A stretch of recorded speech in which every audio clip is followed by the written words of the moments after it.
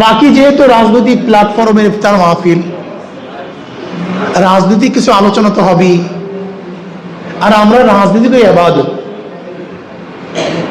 12 তারিখে নির্বাচন হয়ে গেছে। আসলে কি 12 তারিখে নির্বাচন সুস্থ হয়েছে? ইঞ্জিনিয়ারিং হয় নাই, কারচুপি হয় নাই। আপনি বিশ্বাস করতে পারবেন না কি পরিমাণে কারচুপি হয়েছে, কিভাবে ইঞ্জিনিয়ারিং হয়েছে। আমি তো প্রথম ভেবেছিলাম যে আমরা আসলে মনে হয় ভোট কম পেয়েছি, এজন্য জিততে পারি নাই। কিন্তু পরবর্তীতে আমি খবর নিয়ে দেখলাম যদি ঠিক মতো ভোট গণনা করা হতো, ইঞ্জিনিয়ার না হতো, তাহলে আপনারা অনেক ভোট বেশি পেয়ে হাত পাকা বরিশালে জিততেন। আপনারা অনেক জায়গায় রি-এক্সামিন যখন করা হয়েছে, দ্বিতীয়বার গণনা করা হয়েছে, প্রত্যেক জায়গায় যেখানে দ্বিতীয়বার গণনা করা হয়েছে সেখানে ভোটের সংখ্যা অনেক অনেক বেড়েছে, অনেক জায়গায়। আমি চরমনে বিশ্বাসের হারের ঘটনা বলি। আমরা যেখানে ভোটার, আমাদের নিজেদের এলাকা 7 নম্বর ওয়ার্ড, সেখানে আমাদের এক এজেন্ট বলতেছে যে আপনি যে এখানে ব্যালট পেপার দিয়েছেন, সেই ব্যালট পেপারে তো দেখা যায় অনেক ব্যালট পেপার নাই। আমাদের চরমনাই ইউনিয়ন 7 নম্বর ওয়ার্ড, বিশ্বাসের হারের কথা বলতেছি,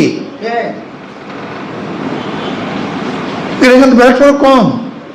দেখা যায় সেখানে অনেকগুলি ব্যালট পেপার আগেই কেটে রাখা হয়েছে। এখন বুঝান তো অবস্থাটা কি। যেখানে আমাদের শক্তিশালী এজেন্ট ছিল না, যেখানে ভোট কেন্দ্রগুলো আমাদের দখলে ছিল না, সেখানে অবস্থাটা কি হয়েছে আপনি চিন্তাও করতে পারবেন না।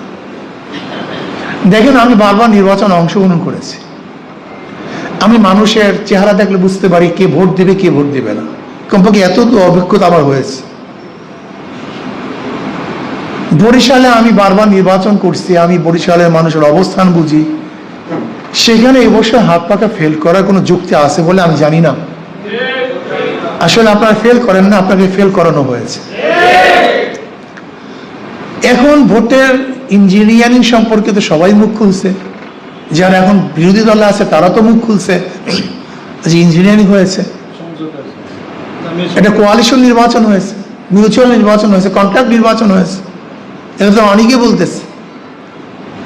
ইসলামী আন্দোলন বাংলাদেশ, যদিও তাদেরকে হারানো হয়েছে, ইসলামী আন্দোলন বাংলাদেশ সে হারে নাই, হারানো হয়েছে। কিন্তু কিভাবে? আমরা তো অলরেডি পেয়ে গেছি আমাদের প্রতিদান। আকিবাতুল মুত্তাকিন। আসলে আমাদের প্রতিদান, আমাদের সব কিছু তো